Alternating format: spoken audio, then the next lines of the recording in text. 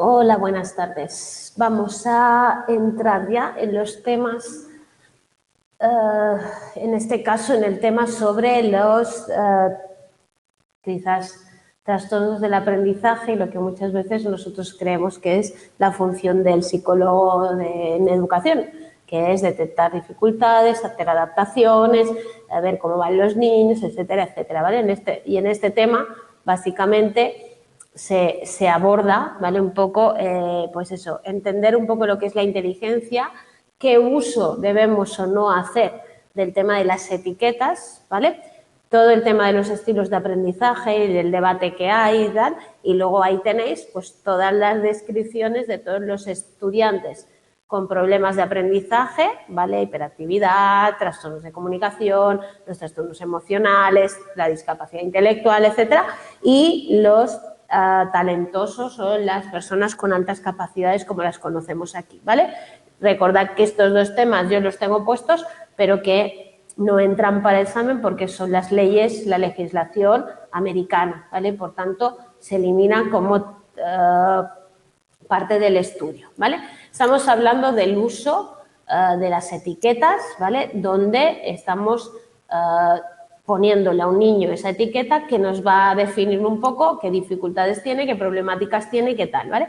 Pero tenemos que entender que cada niño, incluso dentro del mundo de una etiqueta, hablamos del espectro autista porque hablamos de los TEA como niños con muchos heterogéneos, muchas diferencias, ¿vale? Pero lo mismo pasa con los niños que tienen trastornos de comunicación, con los niños que tienen TDAH, los niños que tienen trastornos de la lectoescritura o dislexias o tal. Entonces estamos hablando de personas que tienen alguna dificultad, pero que también van a tener unos talentos que podemos fomentar. Por lo tanto, el uso de la etiqueta es controvertido porque al final hay que entender cómo se usa esa etiqueta, ¿vale? Si la etiqueta se usa para poder tener una guía de cómo ayudar al alumno y fomentarle conductas y darle respuesta a sus necesidades, está muy bien. Pero si la historia es, este niño tiene esto, no puede hacer esto y no lo va a hacer, estamos equivocándonos en todo el tema de la educación, ¿vale? Por lo tanto, esas etiquetas se pueden convertir en etiquetas autorrealizadas, en profecías, perdón, la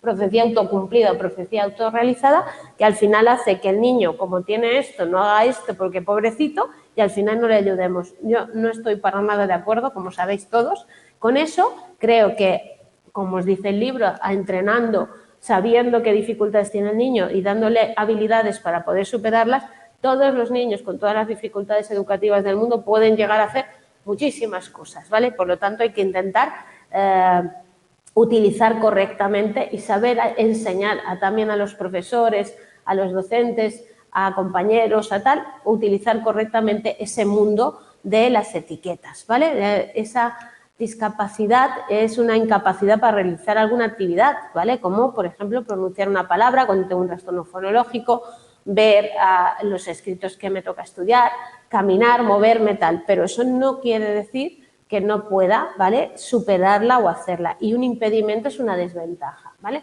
Muchos de los trastornos que nosotros tenemos son impedimentos y tampoco en todos los contextos. Por lo tanto, tenemos que aprender o ser capaces de verlos como algo que limita, pero no que impide, no que produce una barrera que no nos permite seguir avanzando, ¿vale?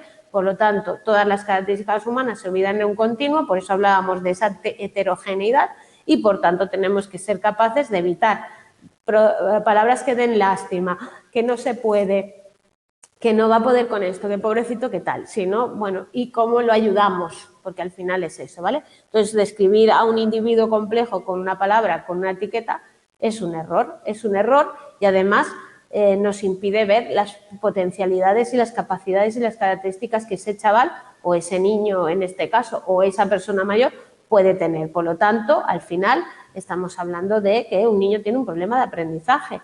No quiere decir que no pueda aprender. Que un niño tiene un problema de educación especial, no quiere decir que sea ahí, que no, y no tenemos que hablar con falta de propiedad de estos casos, ¿vale? Luego está también el tema de los grupos étnicos y los minoritarios. Sabéis que, pues ya lo he comentado en otras ocasiones, al final se vio que no había niños de altas capacidades de otras culturas.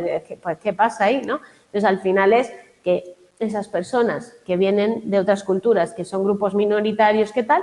Probablemente vivan en situaciones de desventaja, tengan problemas de nutrición, tengan pues falta de apoyos educativos, falta de recursos, pues no tengan un ordenador en casa, no tengan libros, los padres no puedan acompañarlos a la biblioteca, tal y cual, y por lo tanto, ¿vale? Eso hace que estén en desventaja, pero hay que ir con mucho cuidado, ¿vale?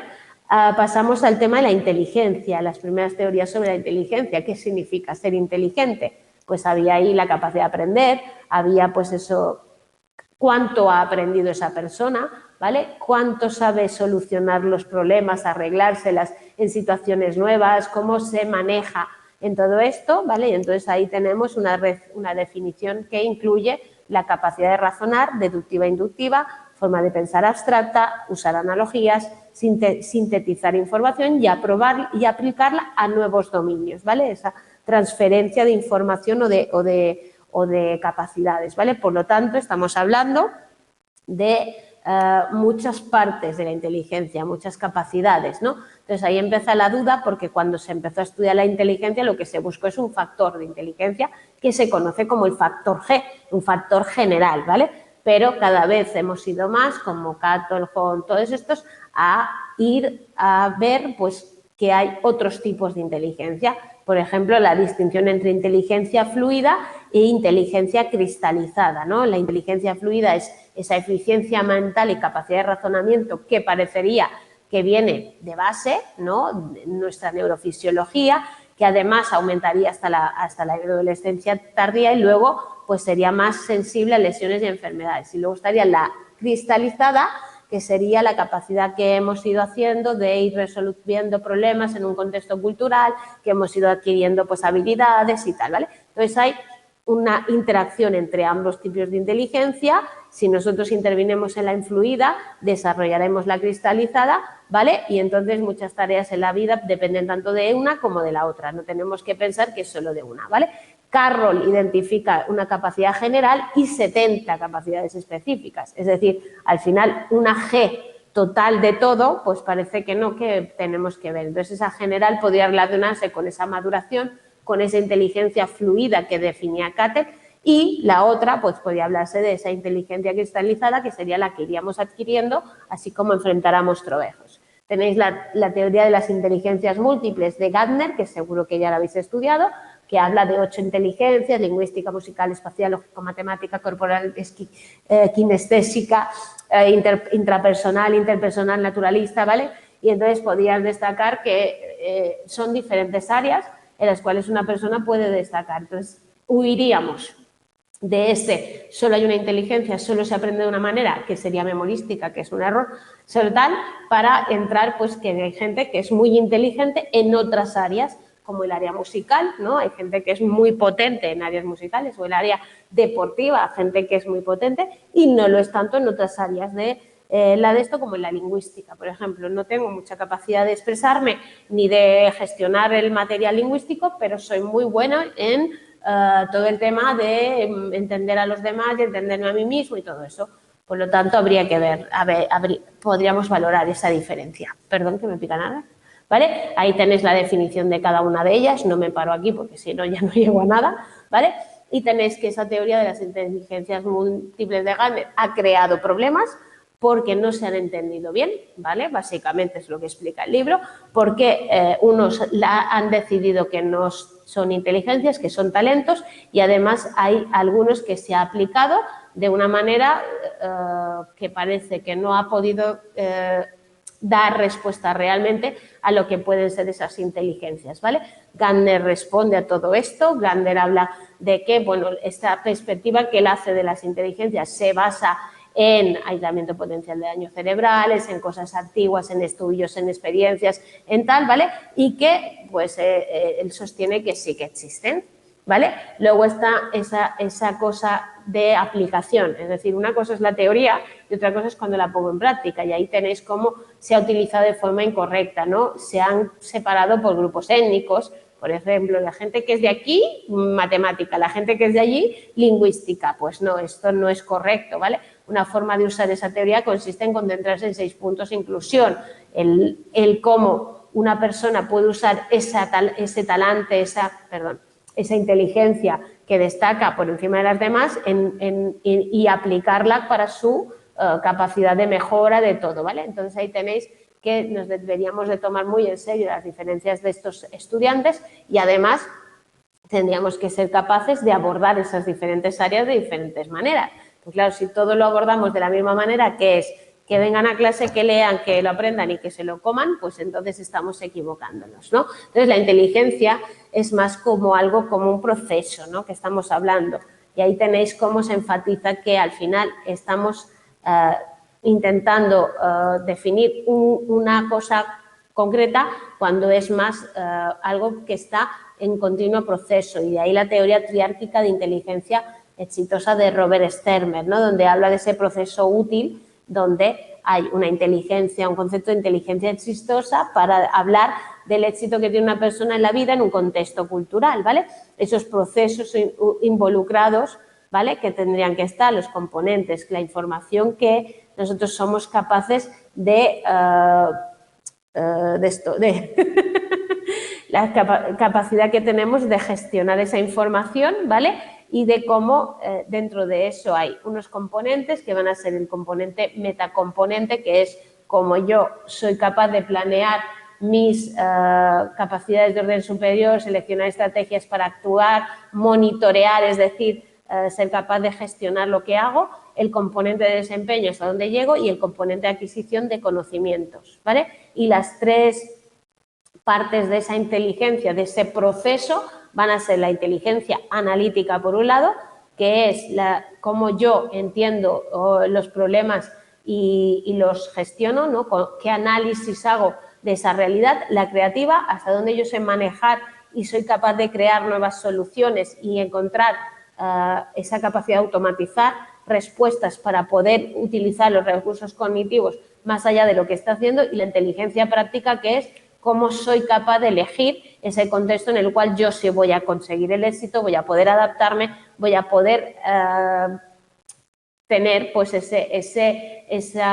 utilizar el contexto y ser capaz de ser práctico para resolver los problemas y llegar más alto, ¿vale? Eso es un poco esa idea.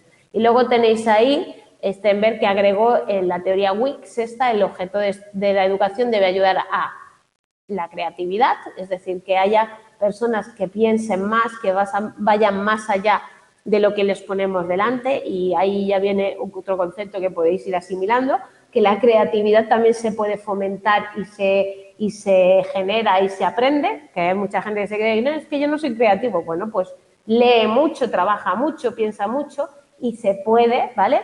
La inteligencia analítica para ver cómo son esas soluciones, la práctica de ponerlas en marcha, es decir, hasta dónde yo puedo hacerlo, y la sabiduría de tomar decisiones para hacerlas, ¿vale? ¿Cómo se mide la inteligencia? A través de los test, ¿no? Tenemos el test de inteligencia, tenemos el cociente intelectual, allí ya os habla de la edad cronológica, de tal, ¿vale? Pero hoy en día estamos en el concepto de cociente intelectual de desviación, que es cómo yo hago tan arriba o abajo está una persona en función de una prueba que tenemos, que es muy compleja, que tiene muchos apartados, y comparada con el resto de su grupo de edad, pero corregida, ¿vale?, con sistema de desviación, ¿vale? ¿Qué significa el CI? Pues el CI es una puntuación, ¿vale?, donde se miden, ¿vale?, habilidades del sujeto. A pesar de que parezca que el CI total es lo único que conseguimos, la verdad es que sacamos 5 índices principales y 5 índices secundarios. Entonces, hacer un buen WISC, como yo soy defensora de hacerlo bien, es poder aprender o descubrir en un niño o en una niña muchas más características de esos niños de lo que al final es un CI total, ¿vale? Lo que pasa es que muchas veces cuando el CI lo tiene tanto, bueno, pero no es un CI únicamente, el CI es el cociente verbal, tenemos el Vale, la competencia verbal, tenemos las aptitudes espaciales, tenemos la velocidad de procesamiento, tenemos la memoria de trabajo, o sea que medimos diferentes índices cognitivos, no solo un total. Lo que pasa es que si somos simplistas y nos vamos a, bueno, ¿y qué CI tiene? Bueno, vale, tiene un CI de 200 o de 100, me pasó mucho, tiene un CI de 110, que es la norma, vale, pero es que tiene una capacidad verbal de 90 y un razonamiento fluido de 120, pues entonces ahí hay un desequilibrio y por tanto todo eso da mucha información. No nos tenemos que quedar con, le hago una prueba de inteligencia, por cierto, se tiene que hacer la prueba que se tiene que hacer es la prueba individual, las colectivas o las grupales pueden tener muchos errores así que se hacen, vamos a hacer, les hacemos la prueba de inteligencia y te sacan unas puntuaciones que luego tú comparas con según qué cosas y dices, madre mía, este chico que ha hecho esta prueba, porque luego vienen los problemas, que los colegios se las toman en serio y eso, cuidado, porque eso no es un CI ni es una prueba que nos permita tener una validez de decir si se ha pasado en unas condiciones, ¿vale? El efecto Flynn es un efecto que se está produciendo cada vez más, ¿vale? Es decir, se produce año tras año, por eso cada año por eso nos toca comprarnos muchos WIS, yo ya voy ya tenemos el 5, yo ya he tenido el 3, el 3R, no el 3, no, el 3R, el 4 y el 5, ¿no? A mí cada X años a comprar un WIS. Porque las generaciones que vienen tienen mejores condiciones cognitivas, o sea, son más listos. Y a eso que los encontramos más tontos, pero eso no es verdad. Evolutivamente no es verdad, son más listos. ¿Por qué? Porque tienen mejor nutrición, mejores cuidados, más salud, más acceso a información, más tal. Por mucho que nos creamos que no, al final se tiene que ir revisando continuamente las pruebas de inteligencia porque el efecto Flynn lo que dice es que las generaciones cada vez mejoran en la inteligencia. De hecho, se sacó el WIS 5 porque el WIS 4 daba como mucha gente con alta capacidad y cuando nos dimos cuenta, bueno, cuando se dieron cuenta, pero se veía que había tanto chaval con alta capacidad, dijeron a ver qué pasa. Entonces el WIS 5 ha resultado más restrictivo y hace que haya menos porque no es real, o sea, no puede ser real, ¿vale? Lo que pasa es que, claro, de chavales que antes solo tenían un acceso a la información a través de pues clases regladas o tal, a chavales que todo el día están enganchados, que todo el día leen cosas, que todo el día ven cosas, por mucho que estemos ahí todos los adultos, estas nuevas tecnologías, pues también tienen su parte de información y de acceso, ¿vale? Bien, una cosa es tener un CI muy alto y otra cosa es tener un buen aprovechamiento de la educación, ¿vale? Entonces, las puntuaciones altas sí que se relacionan con mejores resultados y con mejor aprovechamiento en todos los grupos étnicos. De hecho, los individuos con puntuaciones mayores en pruebas de inteligencia suelen tener más años de estudio, suelen obtener niveles más altos de estatus, ¿vale? Por lo tanto, sí que es verdad que el CI influye en esa capacidad, ¿vale? Y también que el número de años de educación se mantiene constante. Toda esa puntuación tampoco tiene tanto peso. Es decir, si yo tengo a un chaval que aunque no tenga un CI muy alto, está yendo mucho a clase, estudia, tal y cual, esos factores motivacionales de habilidades sociales y todo lo que él incluya en su estudio va a marcar más, también puede marcar la diferencia al CI alto. De hecho, muchos chavales que vienen a consulta, de, es que todo, claro, porque está muy listo y tal. Y tú dices, bueno, ponte a estudiar, trabaja mucho, verás que la inteligencia no es lo más determinante. Influye, recordad que influye, pero no tiene por qué ser lo más determinante, ¿vale? Luego están las diferencias entre niños y niñas y ahí tenéis que no hay una diferencia, parece ser, hasta la edad escolar, que luego, pues esas pruebas nos han mostrado que los hombres suelen tener más variedad, es decir, hay más hombres con puntuaciones, más altos o más bajos de puntuación, ¿vale? Mientras que también es verdad que tienen más trastornos de tipo TDA, trastorno por déficit de atención con hiperactividad, todos sabéis lo que es, puedo decir TDA, y autismo del espectro autista, que afecta mucho más a los niños, ¿vale? Luego tenéis ahí que pocas diferencias en cuanto a las matemáticas, a pesar de que se sigue diciendo que las mujeres no van para las matemáticas. Eso es mentira, sí. En la lectura parece que 34 países de niños de 4º grado tuvieron puntuaciones más bajas que las niñas, por ahí parece que sí. Y en matemáticas las niñas en general tienden a obtener mejores calificaciones que los niños, a pesar de que no sirvamos para las matemáticas. Pero bueno, ahí hay factores de todo tipo, ¿vale? Y ahí tenéis que hombres y mujeres son mejores en pruebas de rotación, estas espaciales, mental, figura-espacio y todo eso, ¿vale? Y las comparaciones transculturales, pues diferencia de calificación en matemáticas depende más del aprendizaje que de la biología. De hecho, esto de, yo no soy bueno en mates, bueno, has tenido una mala experiencia en mates o no te gustaban las mates o tuviste un mal profesor en mates o tal, pero eso de no soy bueno en mates, si quieres lo serás, ¿vale? Eso lo tenemos que tener en cuenta. Luego, que los genes afectan en la inteligencia, pues un poco, ¿vale? Viene pues ahí determinada, pero también es verdad que tenemos que tener mucho en cuenta que el ambiente y la experiencia afectan por igual, ¿vale? Por lo tanto, si un chaval tiene una inteligencia X y tiene una estimulación, gente que le forme, un ambiente de trabajo, de estudio y de tal, pues tendrán mejores resultados que el mismo chaval con la inteligencia X fuera de ese contexto, pero eso es lógico, ¿vale? El uso inteligente de estas pruebas es lo que os decía, que hay que ser capaces de ver al niño, de conocerlo, de hacer una buena valoración, de no quedarnos con el CI total y además de no utilizar según qué pruebas a según qué personas, porque todas las pruebas de inteligencia tienen un sesgo cultural y, por tanto, todas afectan, ¿vale?, al rendimiento si el niño no es dentro de está dentro de ese grupo cultural, ¿vale? Habla de estilos de aprendizaje, os habla de, primero, que es algo discutible, que está en discusión, porque no se sabe muy bueno, que hay 3 grupos, aquellos que se centran más en el tema cognitivo, que procesan más la información, son más reflexivos, a la hora de responder, le dan más vueltas a las cosas, más mentalistas, los de la personalidad, que habla de pues, tener más estables ciertos rasgos de comportamiento a la hora de relacionarse con los demás y tal, y los estilos centrados en la actividad, cómo la gente hace esas tareas, cuánto tiempo dedica, cómo procesa la información. Si hay un procesamiento superficial, es decir, repito las cosas, las memorizo y me quedo con eso, si hay un procesamiento profundo, donde hay pues buscar de qué va esto, qué me están diciendo, qué tal. Ya os digo que si queréis tener un buen procesamiento de información tenéis que hacer el procesamiento profundo. El superficial se vuela rápidamente y no llega a nada, ¿vale?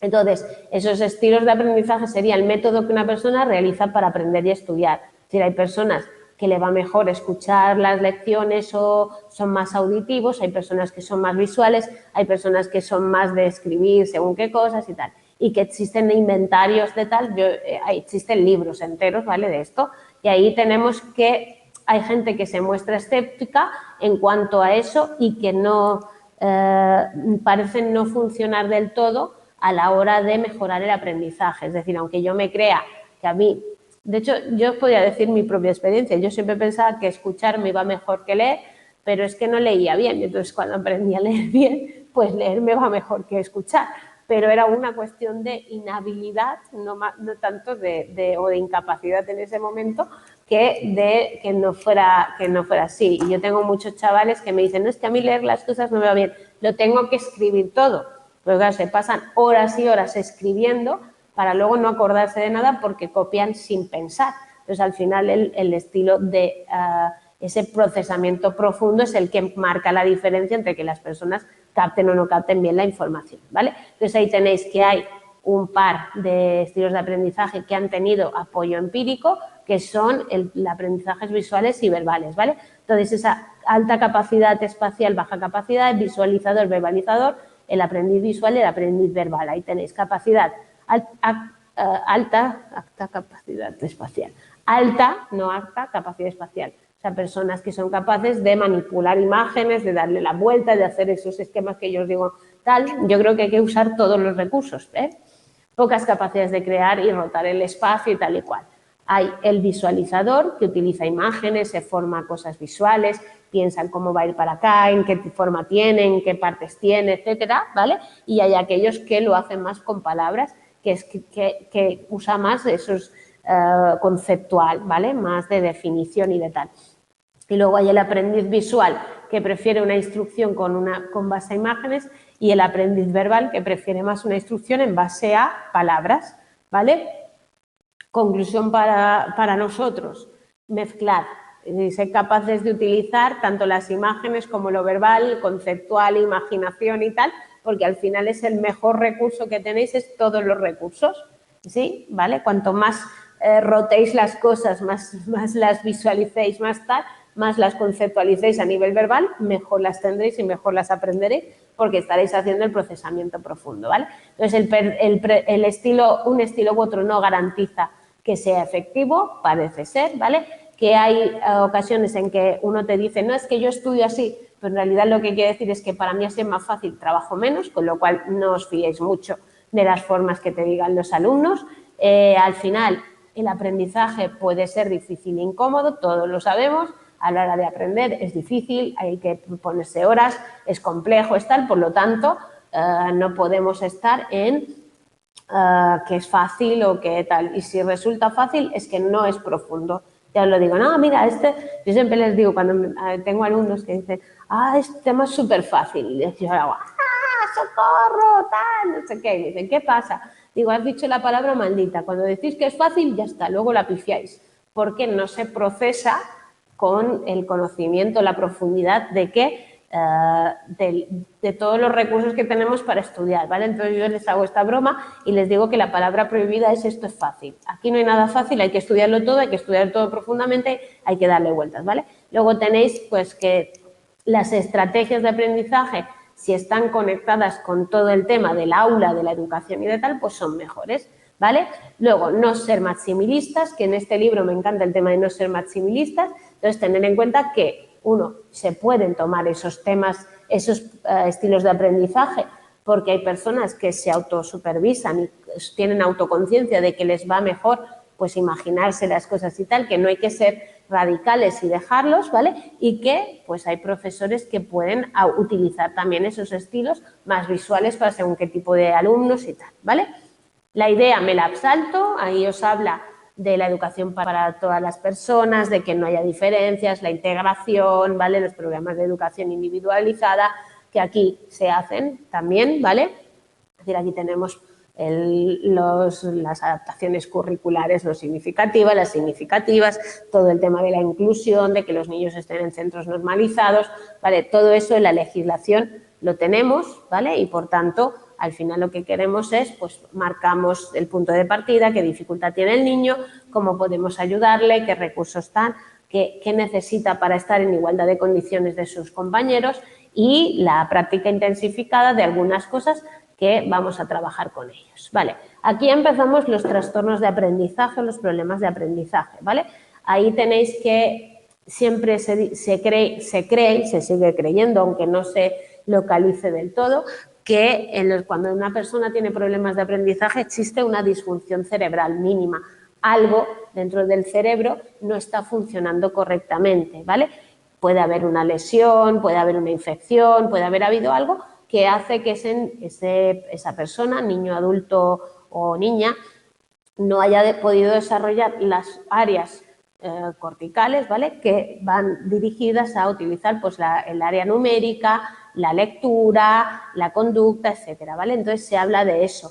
Todavía no está detectado, ¿vale? Pero sí se habla muchas veces de que la mayoría de niños con trastornos de aprendizaje, los niños con trastornos de déficit de atención, o se habla de inmadurez cerebral o se habla de algún tipo de disfunción cerebral mínima que de momento parece que es difícil poder determinar y poder definir, pero que debería de estar ahí, ¿vale? Tendría que estar o sospechamos que está, ¿vale? Entonces, los niños que tienen problemas de aprendizaje presentan muchas dificultades con la memoria de trabajo, ¿vale? Recordad que ya hemos hablado en desarrollo 2, en desarrollo 1, en tal, que la memoria de trabajo es muy importante a la hora de guardar la información. Si yo no proceso correctamente la información en un nivel de memoria más externo, ¿vale? Cuando tiene que ir a la parte más profunda o más que se queda más tiempo, pues no pasa, porque es la memoria de trabajo, al fin y al cabo, es el procesador de la información que entra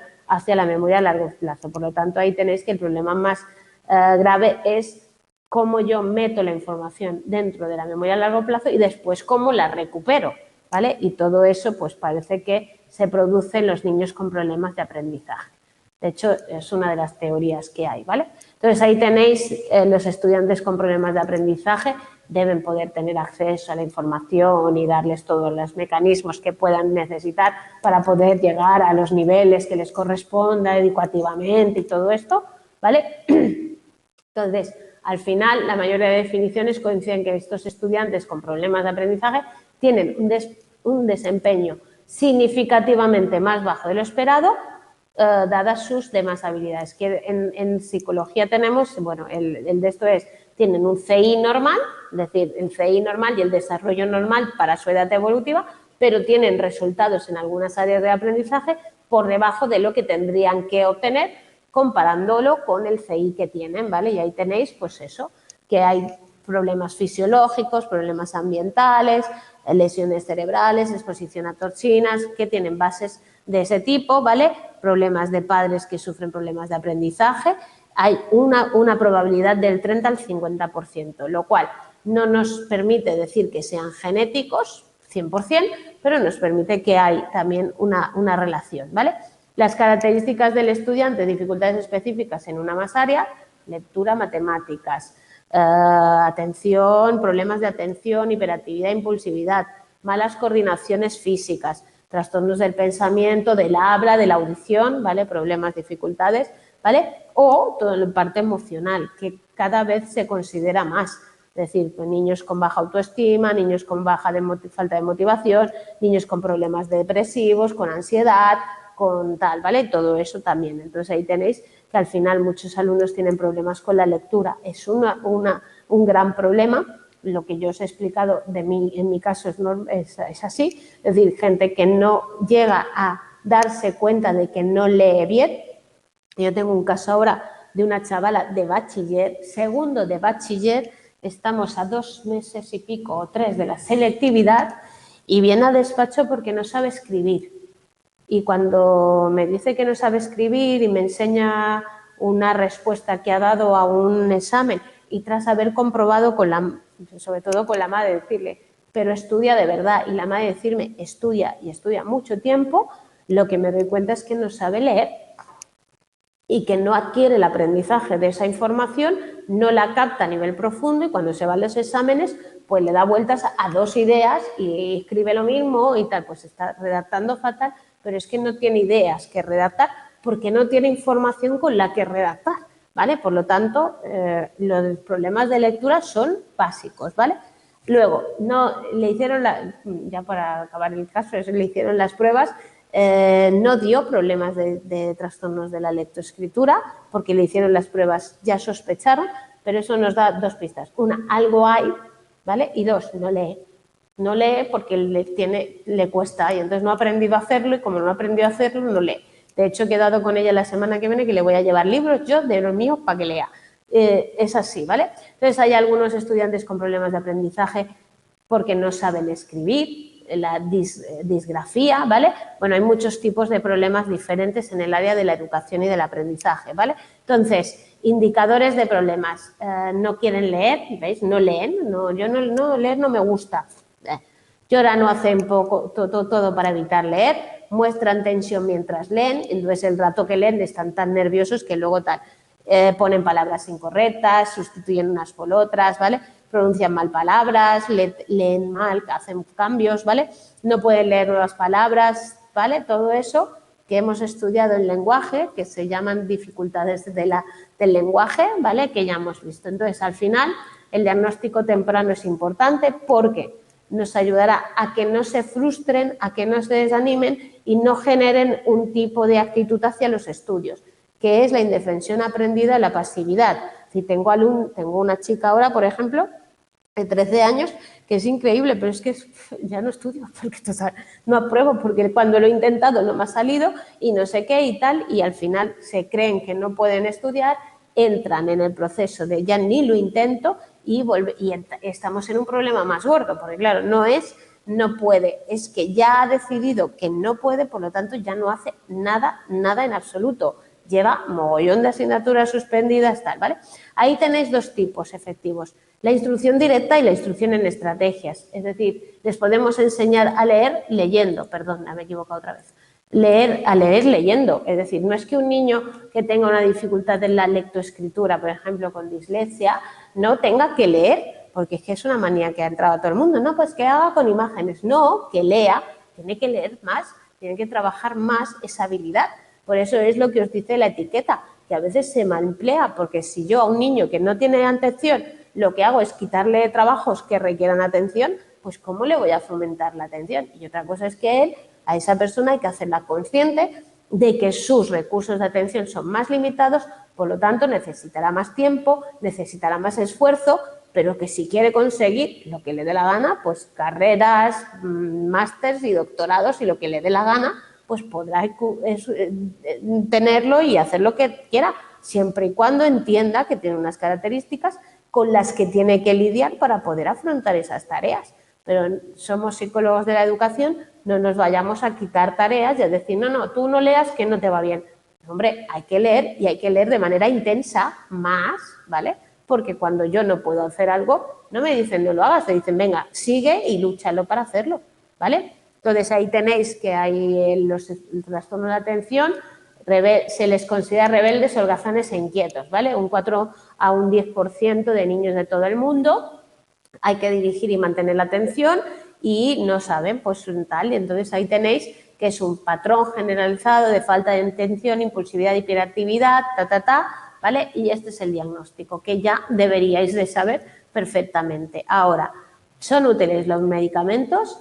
No hay que ser maximilistas, ¿vale? Como dice el libro, sí. ¿Los fármacos son útiles para el TDA o no? Los fármacos no deberían. Bueno, son fármacos, son estimulantes, hay en dosis específicas que efectos contrarios, por eso se utilizan, ¿vale? Y esos efectos pueden hacer que algunos chicos con trastornos, ¿vale?, consigan tener pues, más autocontrol, mejor comportamiento social, mayor cooperación, incluso mejoren la atención y la obediencia, ¿vale? Entonces, el 70-80% de los niños son más dóciles y aptos para beneficiarse de esas interacciones. Luego hay quien dice que no, que los efectos colaterales negativos, porque incrementan la tendencia cardíaca, la presión arterial, se sabe poco sobre sus efectos a largo plazo, es decir, estamos dando medicación que no sabemos qué pasará con estos niños, ¿vale? Muchos no han concluido que mejoren la conducta, ¿vale? Entonces es mejor que aprendan habilidades académicas. Y la respuesta que yo os daría, porque no me gusta mojarme casi, es depende del caso, depende del niño, depende de los efectos que le produzcan.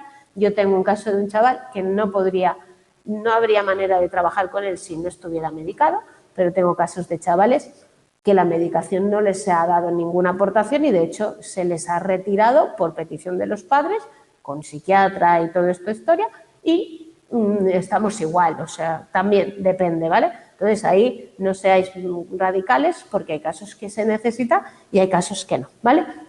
Entonces vamos a intentar siempre hacer el mejor tratamiento para el niño y lo que mejor funcione. Vale. Entonces, ¿qué cosas podemos hacer con los niños con TDA? Esto es una adaptación, esto es lo que nosotros tenemos que saber hacer. Hacer tareas cortitas para que no se abrumen, prometer combinación de la enseñanza y estrategias para el aprendizaje y entrenar la motivación para que no estén despasivos, inhibidos y tal, ¿vale?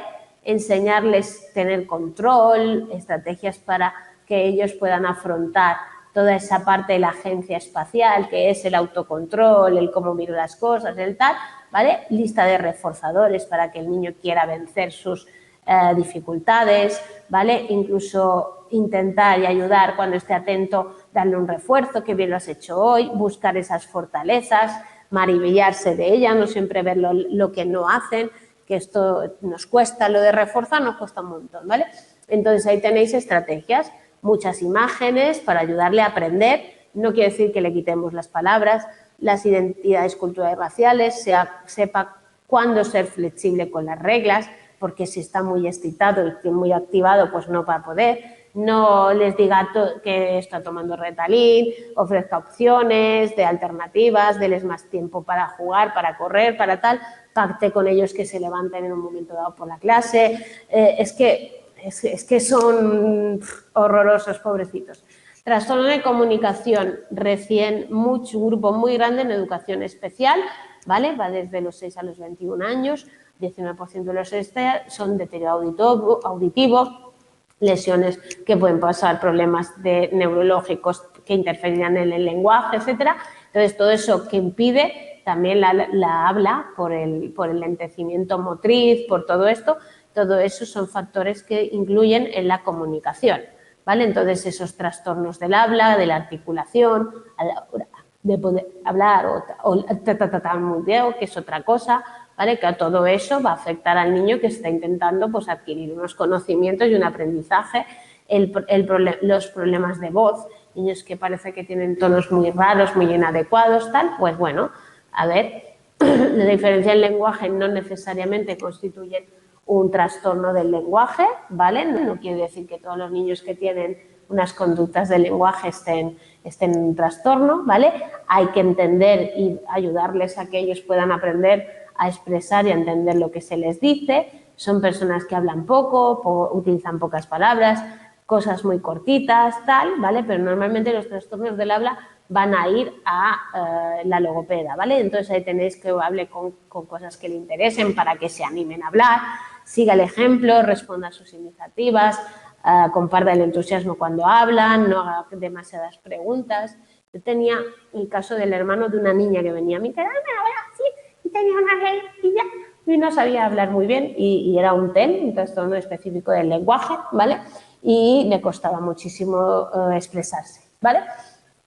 Trastornos emocionales, vamos, desde agresividad, ansiedad, depresión, etcétera, etcétera, etcétera, ¿vale? Entonces, el IDEA, que es la ley americana, incluye las alteraciones emocionales y aquí parece que va a haber un poquito de cambio y parece que volvemos a poder incluirlas también como algo más allá de los problemas concretos, ¿vale? Entonces, esos métodos de análisis de conducta aplicados, la enseñanza directa, las habilidades de autorregulación, para que ellos puedan, pues, un poco gestionar, pues, con esas bajonas emocionales, esas diferencias que tienen, y ahí tenéis, pues, cómo proponen trabajar con ellos. Estructurar el ambiente de manera visual, auditiva, para establecer límites, para que la persona sepa lo que puede y no puede hacer, para que se le fomente la activación a la hora de hacerlo, de la estructuración de horarios, estructurar las actividades para que sepan qué se tiene que hacer, tener instrucciones verbales, tal, estructurar reglas y rutinas de trabajo con la libreta, con la pizarra, con el no sé qué, ofrecer opciones para que puedan trabajar más allá. Uy, otra vez, perdón. ¿Vale? Hacer muchos trabajos. Si es que se pueden hacer tantas cosas. Y luego, esto no voy a entrar en ello, tenéis los trastornos de ansiedad, los trastornos del comportamiento perturbador, ¿vale? Todos los trastornos de atención, el negativista, el trastorno de conducta, que lo hemos visto, el trastornos de alimentación, trastornos del estado de ánimo, trastornos por tics. Estos son los trastornos emocionales, ¿vale? Entonces, no todos los estudiantes tienen problemas emocionales o conductuales, pero es verdad que el tema del suicidio adolescente da miedo, ¿vale? Suicidio infantil hay poquito, ¿eh? Yo he estado, además ahora que estoy preparando un curso, que este fin de semana doy un curso, por si a alguien le interesa, el viernes y el sábado, sobre adolescencia, ¿vale? Y hemos estado mirando los porcentajes de menores de 15 años, de niños suicidios de niños menores de 15 años y tal en España, y creo que había anuales unos 7, una cosa así, mientras que cuando son de 15 a 29 la cosa se dispara y hay 200 o 300 y pico. Sabéis que cada vez hay más temas y hay que hablar un poquito más de este tema porque se nos está yendo de las manos, ¿vale? Entonces, es verdad que hay factores de riesgo, la depresión, el abuso de sustancias, padres o madres con trastornos, suicidias, problemas, situaciones estresantes, impulsividad, tal, ¿vale? Entonces, ahí tenéis que algunos fármacos para la depresión o ansiedad incrementan además ese riesgo de suicidio porque depresores les deprimen el sistema nervioso, cuidado no depresor de depresión, ¿vale? Entonces, ahí tenéis algunas señales de cambios de hábitos de alimentación, por ejemplo, peso, calificaciones, las actitudes que varían mucho, regalar cosas, decir frases como no me interesa nada, ya no hay nada que hacer, no merece la pena, tal, dejar de asistir a la escuela o de hacer los trabajos cuando sí que los hacía, ¿vale? Y sobre todo es cuando no solo habla acerca, sino que también tiene un plan, ¿vale? Entonces, cuando vienen a consulta estos chavales, tanto en el colegio como en clínica, ¿vale? Tenemos que hablar con ellos de eso de manera directa, ¿vale? No tener que y tomárnoslos siempre muy en serio, ¿vale?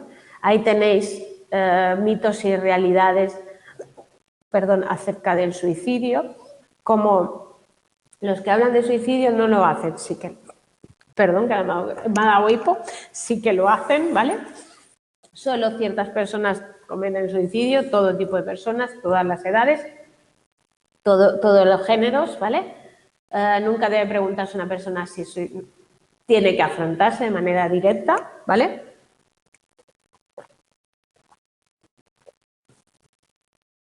¿Vale? Porque ese afrontamiento puede ayudar a que la persona se sitúe, se vea apoyado y pueda trabajar para cambiar eso, ¿vale? Las personas que se suicidan quieren morir, no es verdad. El suicidio es una búsqueda es una respuesta para dejar de sufrir, no es una búsqueda de la muerte, ¿vale? Todo esto. Entonces, es un tema que nos cuesta muchas veces y que tenemos que dar. Vale, abuso de drogas. Hay muchos adolescentes que experimentan con drogas. La fase adolescente es muy apropiada y muy tendente a que haya experimentación, pero tenemos que ir con cuidado de que cuando esas drogas se convierten en un problema ya grave y tal, ¿vale? La droga más utilizada es la marihuana, luego tenemos otros temas de consumo de drogas, diferentes tipos, ¿vale? Y ahí tenemos que hay diferencia entre lo que es la experimentación propiamente dicha, propia de esa edad, el abuso, y cuando ya empezamos a tener exceso, ¿vale?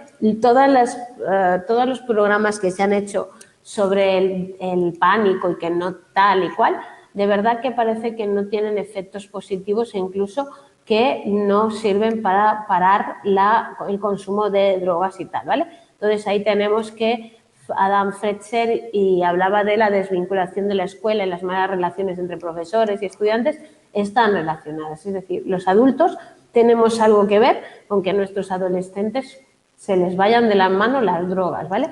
Y la relación con los adultos y la relación con los compañeros son factores protectores a la hora de evitar caer en según qué tipo de drogas, ¿vale? Luego tenemos el retraso mental, que hoy en día llamamos discapacidad intelectual, ¿vale? El DSM-5 ya solo habla de discapacidad intelectual, ¿vale? Es niños que funcionan, tienen limitaciones significativas tanto en el funcionamiento intelectual, ¿vale? Ese rango de CI por debajo de 70, pero además en la conducta adaptativa y que también necesitan, pues, según qué tipo de apoyos para poder desarrollarse y fomentar la vida y desenvolverse, en diferentes aspectos, ¿vale? Entonces estamos hablando de que ese CI bajo no es suficiente para diagnosticar la dificultad intelectual, que hay que tener esos problemas de adaptación. Recordad que la American Association of the Discapacited, ¿vale? De discapacidad, decía que no vale eso. Entonces ahí tenéis que solo un único % tiene una discapacidad intelectual tan bestia como para tener falta de conducta adaptativa, ¿vale?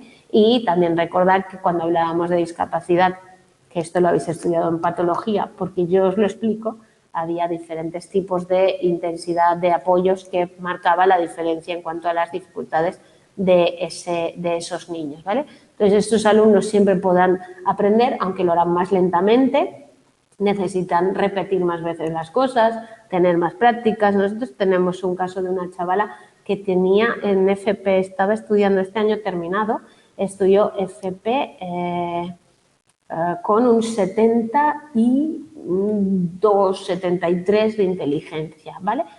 Y tuvo que repetir un curso y hacer las asignaturas mucho más lentamente y los profesores le daban más preguntas para que ella las volviera a hacer y estudiaba muchas horas y tal.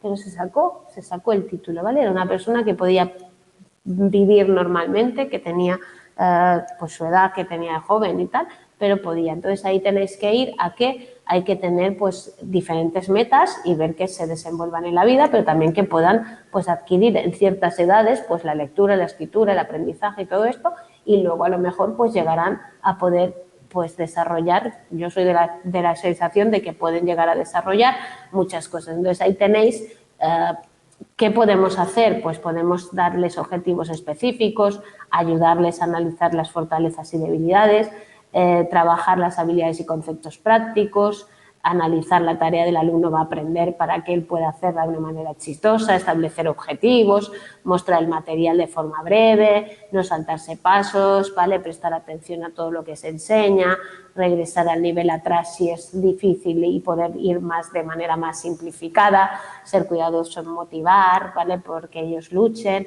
encontrar materias que no encuentre materiales que no insulten al alumno, ¿vale? Que sean, pues eso, que busquen el que él pueda entender, pueda comprender, pueda desarrollar todas esas habilidades, porque al final son nuestros alumnos y nuestros trabajos que ellos lleguen al máximo potencial que puedan llegar, ¿vale? Concéntrese en unas cuantas conductas y habilidades, a lo mejor pues centramos más el aprendizaje en una área, luego ya pasaremos a la siguiente, no pasa nada, no tienen prisa, son lentos pero pueden adquirir, ¿vale? Alumnos con una inteligencia menor pero que pueden repetir varias veces, practicar un poco más y al final acabarán aprendiendo, poner atención en las relaciones sociales, hacer tutorías con pares para que se puedan apoyar y se puedan ayudar, ¿vale? Por lo tanto, ahí tenéis. Y luego están los problemas de salud mental, que serían niños que tienen pues enfermedades, parálisis, epilepsias, TAS, VIH, etcétera, y que van a venir al centro y que tendremos que atender pues las de esto convulsivas que hacen que el niño esté en blanco una época, qué tal, y cómo nosotros pues podemos intervenir en eso, se interviene para no lastimarse, cómo gestionar en una situación de colegio eso. Cada vez se supone que hay más enfermeras de centro escolar que puedan dar apoyo a que aparezca una enfermedad de este tipo y haya que intervenir, ¿vale? Pero bueno, estos niños también pues tienen unas dificultades que van a hacer pues que tengamos que darles tiempo para no venir a clase, ¿qué tal? Todos los temas relacionados con la salud, tiene que haber personas que puedan dar respuesta a todo esto. Luego están las personas con dificultades sensoriales, la visión, el oído, tal. Bueno, hoy en día hay lupas, hay mecanismos para hacerles ver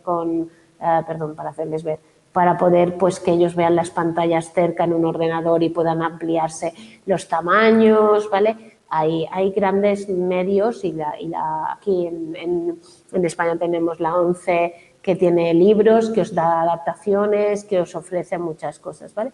Luego están los niños del trastorno de espectro autista, que tienen pues esa comunicación verbal dificultosa, ¿vale? De relacionarse con los demás, de poder tener pues una relación más social y más tal, pero además tienen estereotipias, pueden tener comportamientos muy rígidos que pueden dificultar la convivencia en el aula, pero también las relaciones con los docentes. Entonces hay que saber un poco cómo gestionar esas conductas que tienen, ¿vale? De intereses restrictivos, fomentar un poquito esa apertura, intentar mantener un acercamiento respetuoso porque ellos tienen unas limitaciones y comprender un poco todo ese comportamiento que ellos tienen que a veces resulta como infantil para la edad que tienen, ¿vale? Pero que forma parte de su dificultad, ¿vale? Todo eso hay que ir sabiéndolo. Entonces, nuestra tarea como docente, como psicólogos, es saber muy bien, ¿vale? Y saber cuál es esa intervención que se puede ir haciendo en cada caso para orientar a los docentes y poder hacer las adaptaciones concretas y correctas, ¿vale? Entonces, lo dejo aquí, quedan las altas capacidades, veréis que habla de la inteligencia, de las capacidades que tienen estos niños, la creatividad, ¿vale? Y nada, si tenéis alguna duda, pues aquí estoy para responder y nada, bueno, ánimo y a estudiar. Saludos, hasta la semana que viene.